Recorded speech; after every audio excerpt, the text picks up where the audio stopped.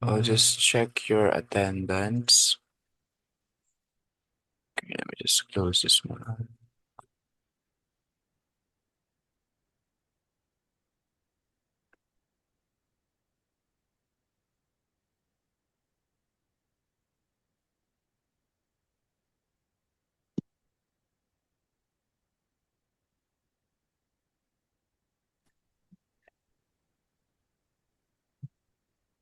All right. So, Aliguyon, please use your real name in case that you're not using your real name. Aliguyon, Jervis, wala. Ang Glenlive, wala din. Ariola, Jordy.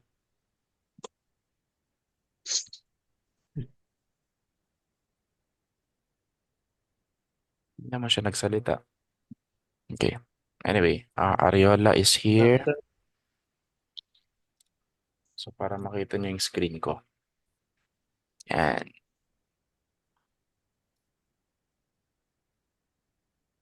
Okay. To wala, to wala. Bado. So, you can chat para makita ko agad. Or pwede kayo magsalita na present. Wala. Bagilat. Maverick Rigaret. Wala. Kurt Ballesteros. Present, sir. Okay. Bernardo. Ian Emmanuel. Wala. Perto. Okay, meron na. Present, sir. Kabiko. Kabiko Kathleen Ann. Wala. Carino. Carino. Wala din. Cervantes. Cervantes. Wala din. Chiday. Jamil. Wala. Damong Ruti. Wala din. Dayon. Matthew Rafael. Dayon. Wala. De Luna. Richard. Wala din. Dukat. Dukat. Wala din. Edio. Edio. Glenleave is present. Edio, wala. Pagkangan. Present, sir. Okay. Fajardo. Present po. Gadiano. Present, sir. Galvez. Present po. Gutierrez. Present po. Kenneth. Wala. Laron. Present po. Okay. Lim. Wala. Maluyo. Wala din. Martinez. Present, sir. Marcelina. Please use your real name, Mr. Martinez. Sir? Selena. Gamitin mo yung real name mo, hindi Playton Depros, para alam ko pag kung sino yung nagre-recite, kung sino yung sumasagot.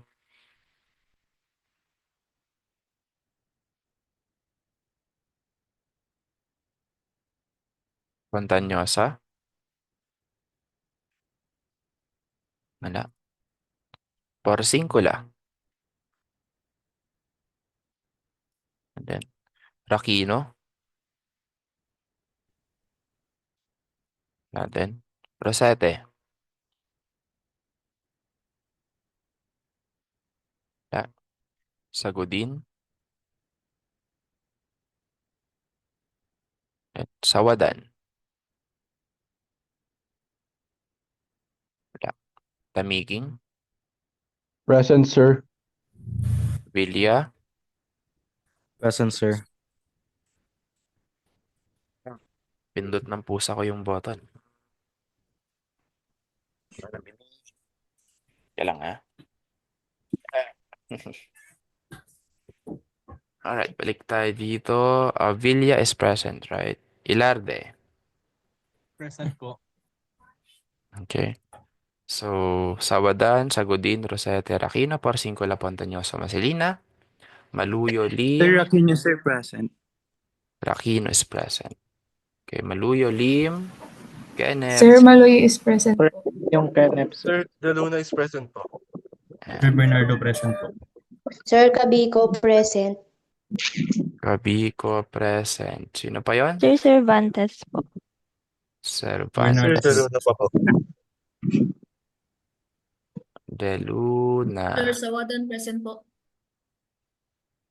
Yan. Bigla kayong dumating ah. Okay. Dukat, Sagot. present, sir. Sino yun? Sino yun? Dukat, sir. Present. Okay. Who else? Paliguyon, Damon, sir, Bagulat. present. Okay. Yan. Sino pa? Chiday, Dayon, Edio, Lim, Marcelina, Pontañosa, Porcincula, Rosete. Wala pa rin? Uy, ang galing mo yan, Miss Nicole. Ano ka tatanggalin yan? Clear all drawings. Yan. Alright. So, let's proceed now to our modules.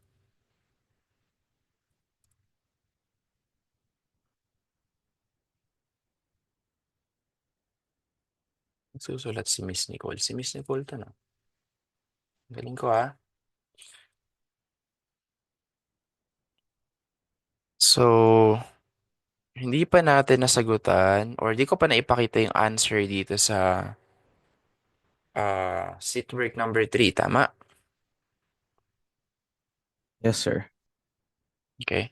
So, is there anyone who would like to share their screen and then answer this in Paint? Pwede namang sa Paint. Actually, sa Paint lang ako nag-ano eh. Meron ba? Gustong sumagot? Actually, maraming nakakuha sa inyo eh, alam ko.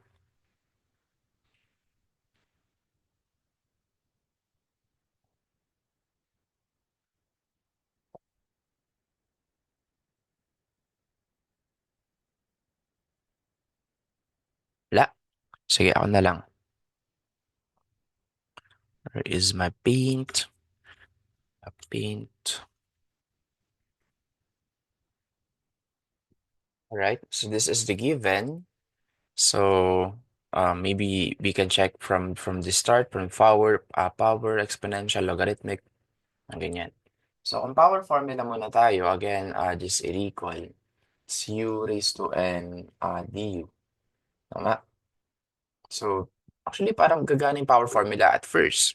Kasi meron tayong u du. But once you derive this one already, okay, so e raised to t minus e raised to negative t. So, this will not give you dt only. Okay?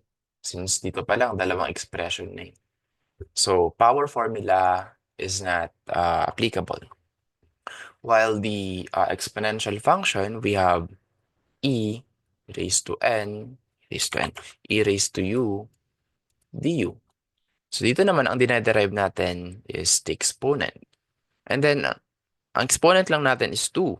The derivative of 2 is 0. Okay, any number, any constant, once you derive it, is 0. So, hindi rin siya working u du. Okay?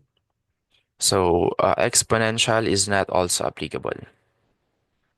Our last option is the logarithmic.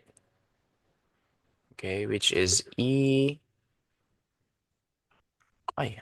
exponential. Tama ba to? Exponential. A raised to u and then a raised to u du. Tama. Okay. Ito hindi rin kasi parehas lang na u du. This one is under... okay. Exponential nga pala to. Akala ko logarithmic. Anyway, logarithmic later pa yon. So, dito lang muna tayo sa exponential. So, di pa rin pwede exponential kasi ganito yung format niya. So, what we can do is we expand this one. Okay? E raised to t minus e raised to negative t. Para magkaroon tayo ng working UDU later on kapag ka na-expand na natin to. E raised to t minus e raised to negative t dt. So in here, just distribute. Again, recalling our formulas. So it's e raised to u du is equal to e raised to u plus c. This is our logarithmic formula. Aside from this, you also have to know the what do you call this one? The distributive properties ng multiplication. So x raised to m times x raised to n. So this is equal to x raised to m plus n. Okay? So e raised to t times e raised to t is e raised to what? Anong sagot? T plus t. 2t. 2t. Yeah. Very good, Miss Kabiko. Et, e raised to t times negative e raised to negative t. That is negative e raised to ano mangyari? T minus t. It is 0. 0. Okay. So this is e raised to 0. Okay, moving on to the next one. Negative e raised to negative t times e raised to t is negative e raised to negative, negative to. Again, same thing. Negative t plus t is equal to 0. Okay. And then for the last one, negative e times negative e is positive e. And then negative t plus negative t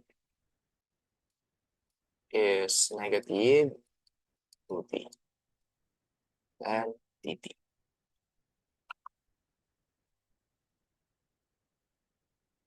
Okay. So in here, we can already assume, okay, or we can already simplify this one into 1 because any number that is raised to 0 is 1. Tama? Yes, sir. Yes, sir. Okay. So we simplify this one now. So the integral of e raised to 2t, okay, we can now actually distribute the integral and then the dt per expression. So integration by parts. Okay, minus. So this 1, negative 1, minus 1. This is minus 2. Okay, so ilabas na natin siya sa integral sign since that is a constant. And then dt. And for the last one, it's plus e integral of e is negative 2t dt. As you can see, we can now apply exponential function. So the e raised to u du. So our u is 2t. The derivative of u is 2 dt. Okay? Now, going back here, it should be a working u du. Okay? So, dito naman, 2 dt and then dt only. So, wala tayo ng 2. That is why we have to use a balancing factor, which is equal to 1/2. 1/2. Very good. 1/2. Okay? So, we now have a working u du. So, we can now answer it using this formula. Okay? So, 1/2 and then yung e natin and then yung u which is 2t. Okay? So, no need to include plus c for now since nasa unahan pa lang expression, hindi pa nasa ulihan. So, moving on to the next one, it's negative 2. The integral of dt is Anong integral ng dt? X. Anong x? P. P. E. 30. Okay. Plus, say the same thing here again. Our u is negative 2t. The derivative of u is negative 2 dt. Okay, we don't have negative 2 in our expression, so we have to use a balancing factor which is equal to negative 1 half. Okay, very good. So, hindi na pala plus to. This is now negative. Okay, this is now negative or minus 1 half. Okay, and then the e, which is still e, our u, which is negative 2t. Ito. And then plus c. So this is now our final answer. Ayan. So hopefully, nababasa nyo pa rin at naiintindihan nyo pa rin. Though medyo pangit, pero wala tayong magagawa. Wala pa akong pambili ng writing, writing pad, writing book. Okay, para mas madali sana or para mas understandable. Anyway, that is the answer in your sit work number 3, I guess. 3 ba? Yeah.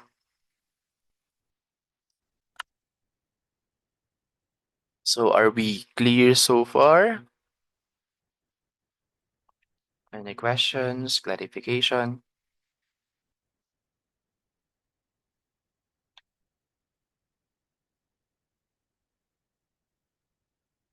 None, sir.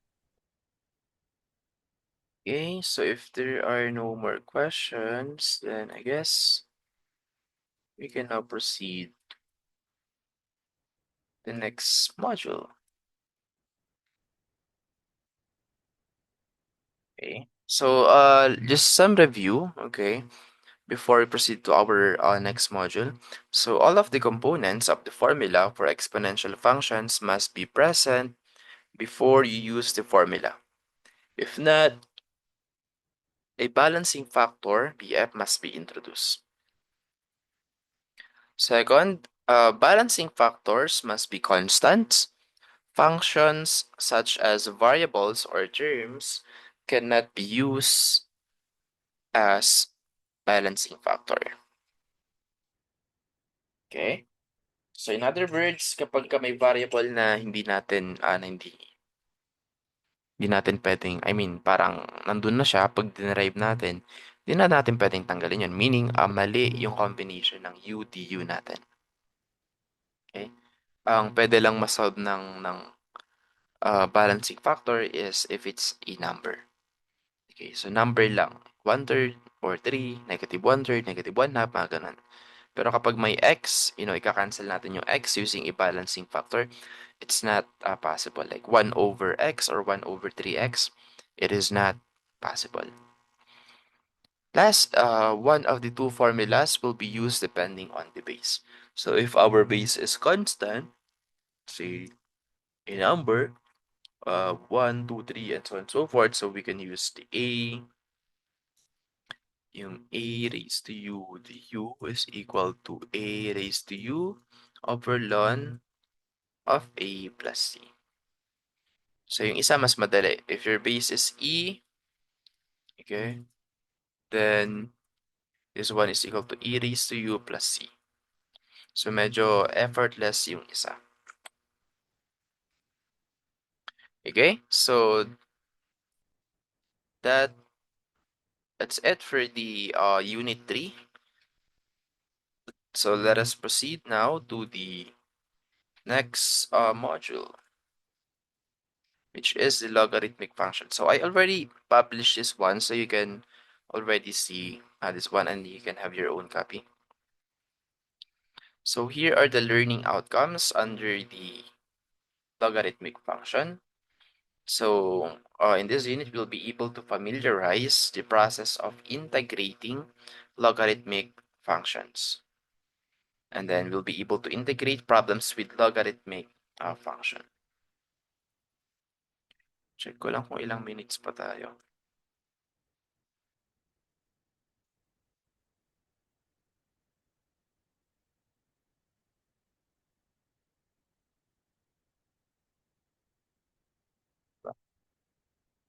Start tayo ng 45. Parang pang 20 minutes siguro. Anyway. Sige. Alright, so let's continue. Okay, so just i-recall. Parang may typo ako dito eh. May typo ako kanina. Ito. So anyway, may typo ako dito. Dapat logarithmic function to. So bago yan, let's just have a recall again. The integral of du is u plus c. We can do integration by parts, and then we can set aside the constant before your integral sign. And here is now the formula that you guys need to memorize. Hindi naman siya ganun kahirap. Okay, once you saw something like this, the integral of du over u, pag integrate, pag dinerive mo yung u mo, and then yung derivative niya is exactly your numerator, then you can use the logarithmic. Again, this is logarithmic function. Okay. So with that, if it's now a working u du, once again, it's 1, then just plug in your answer. Hanapin mo lang yung u mo, and then if ever you've used a balancing factor, ilagay mo lang siya dito. So ln u plus c. Okay? So yeah, that's pretty much it for the logarithmic function. So ln here is just a natural logarithm. Lalagay nyo lang dito yung u nyo and then plus c. Ano lang siya kasimple. So example number 1. Again, our denominator is our u, and then this is our expected du. So first, kung wala ka muna sigurong background about logarithmic, so one thing that you might do is, transform this 1 into something like this. Okay? So parang ina-expect mo siguro na mag-a-apply ako ng power formula. Tama? Because our power formula is u raised to n du. So pipili ka lang ng u, and then the rest should be our du. But notice that, choosing 2 as our u, it's 0. Okay? And then choosing this one, 3y minus 4 as our u, yes, it might give us a valid answer. However, notice that our exponent is negative 1. Okay? Pag nag-add tayo dyan ng isa, negative 1 plus 1, that is now raised to 0. As a result, okay, this one will become raised to 0, and then magiging 1 na lang siya. Okay, and then that is not a valid answer in integral. So as to why, yung power formula natin na u raised to n, and then u raised to n plus 1 over n plus 1, may nakalagay dito na as long as n is not equal to negative 1. Okay, kung maalala nyo pa yung power formula natin. So that is why this transformation is not valid. Okay, so what we need to use is the logarithmic formula, this one. Okay, again, choosing the 3y minus 4 as your u, and then the derivative of 3y minus 4 is 3 dy. So notice that in here, pwede mo actually ilabas yung 2 na. Okay, ang kalalabasan niyan is this one. Para hindi masyadong magulo, balik tayo dito. Transforming that 1. Pwedeng ganyan. Ilabas nyo na lahat ng constant. Okay, as the general property number 3 said, that we can set aside all the constants. Okay, so for this one, we cannot set aside 3. Okay, kasi part siya ng isang expression or function. Okay, so ito na yung transformation niya, and then notice that we have 3 dy for our numerator. So we don't have 3, so we have to solve that one by applying a balancing factor, which is 1/3. Okay, parang matanggal natin yung 3, and then it's now a working u du for this one. Okay, so once it is already a working u du, we can now arrange it into something like this. So 2 is your constant, 1/3 is your balancing factor, integral sign of your du, which is 3 dy, ito siya, and then your u, which is 3y minus 4. And this is equal to, ito na yun, yung nandito, ln u plus c, which is now this one. So simplify this one, this will give us 2/3, And then yung ln natin, which is this. And then yung u natin, which is this. And then yung plus c natin na ito. So, ipa-plug in nyo lang yung mga kailangan natin. Okay. Sa formula natin. And then, that's already it. So, I would say that, this is like 60% memorization, 20% math, and then 20% differential calculus. Okay? Kasi, pina-plug in lang natin yung result once it's already working. UDU. Laging magpo-focus kayo sa UDU. Okay, hanapin nyo lang nasan ba yung U, ano ba yung DU natin. Ano ba yung remaining DU natin. Nakuha? Are we clear so far in our example number 1? Yes, sir. Yes, sir. Yes, sir. Okay, so please let me know if you guys have questions or clarification. So let us proceed now to example number 2. Okay, so this is our DU, this is our U. So it should be working UDU. So derive nyo lang to, which is now equal to this one.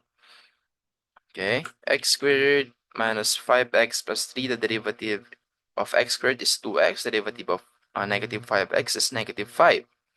Then don't forget the dx. So derivative of any constant is 0.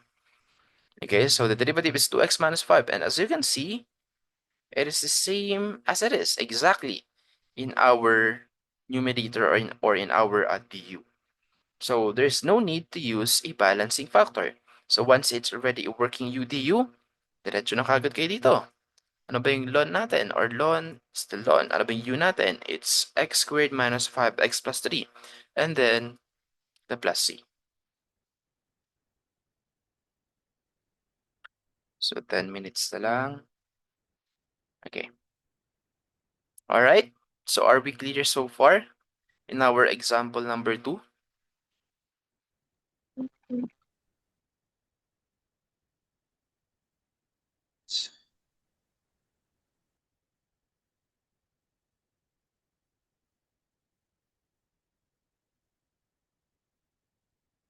So let me know if you have clarifications so that we can answer them right away. Okay, so moving on to our example number 3. Okay, so we have here our u, and then this is our du. So notice that if we derive x, okay, the derivative of that one is dx. Yes, we do have the dx. However, we don't have the 1 minus 2x squared. So naalala nyo, yung sa unit 3 natin sa exponential function, yung review kanina, that we cannot, ano ba tawag dito? We cannot add or we cannot use a variable in a balancing factor. Hindi naman pwedeng mag 1 over 1 minus 2x squared tayo para lang makancel yung ito and then retaining the dx. Okay? So that is not possible. Okay? Ang possible lang sa balancing factor is a constant. Okay? Or just a number. Let's say 1 over 2 times 2, mga ganun lang. Pero pag may variable, hindi na to pwede. Okay? So as to why, what we can do is we can expand this one. Okay, that would give us 1 minus 4x plus 4x squared. And as you can see, using EngMat, all of them have the same denominator. We can separate them into something like this: 1 over x minus 4x over x plus 4x squared over x. And as you can see, we can still simplify this one. 1 over x is still 1 over x. However, negative 4x over x, we can cancel out the x, retaining the 4. Okay, and then we have here x squared over x. So we can cancel x and then 1x of our numerator, retaining the 4x. And don't forget the dx. Nakakasunod pa rin? Yes, sir. Yes. Okay, Yes, sir. and as you can see here, we can apply integration by parts. We just distribute our integral sign and then dx for each of our expression. Then you will get this one. Okay, pwede na natin ilabas kaagad yung constant natin. This will give us -4, and then the dx, and then +4, and then the x dx inside of our integral sign. Okay, so we can now apply whatever, integration formula that we can apply. Pwedeng logarithmic, pwedeng exponential, pwedeng power formula. Okay, in this case, ang working dito is logarithmic formula, which is the u du. Kasi, ang derivative ng x is dx. So, it's a working u du under logarithmic formula. So, kunin nyo lang yung formula, it's ln, and then your u is x. So, ln x. Yan na yun. And then for the dx, so this one is under general property number 1.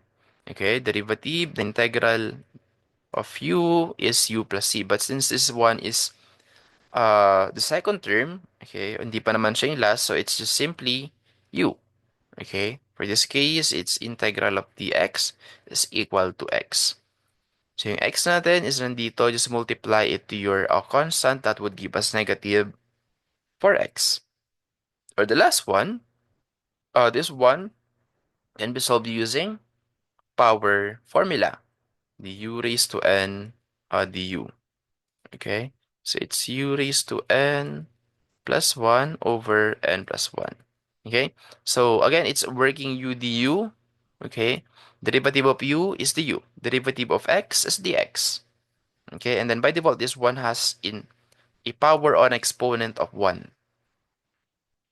Okay, so add 1, okay, u raised to n plus 1, or x raised to n plus 1, or x raised to 1 plus 1 rather. Okay, that would give us 2 over 2. And since this is already the last one, it is now where we include or place the plus c. Okay, so are we clear so far?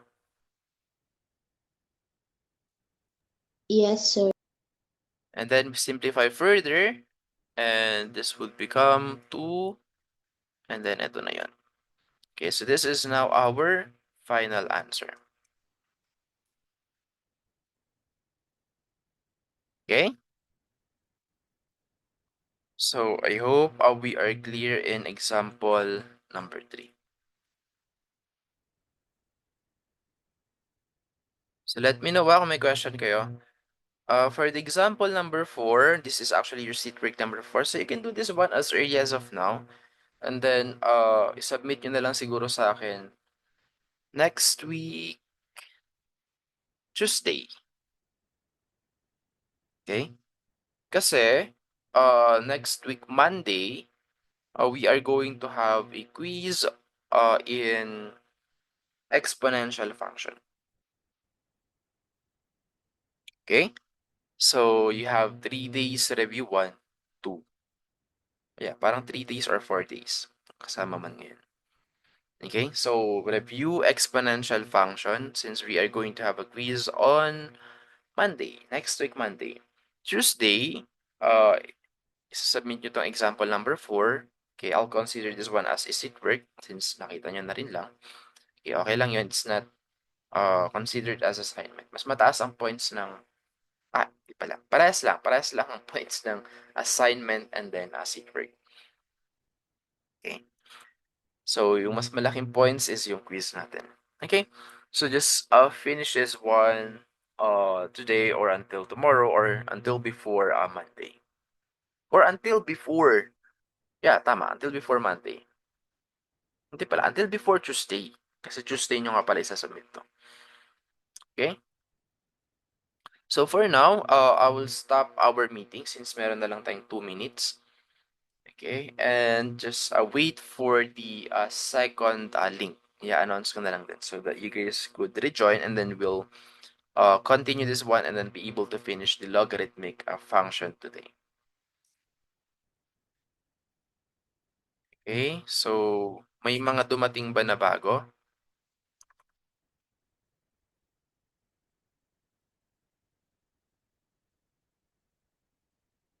Let me know kung may bagong dumating. Aliguyon, Bado, Bagilat, Carino, Chiday, Dayon, Edio, Lim, Marcelina, Pontañosa, Porcincula, Rosete, and then Sagudin. Porcincula is present. Okay. What about yung iba? Aliguyon. Okay. Meron pa ba? Sir Marcelina po present din. Marcelina. Marcelina. All right. Anyone else?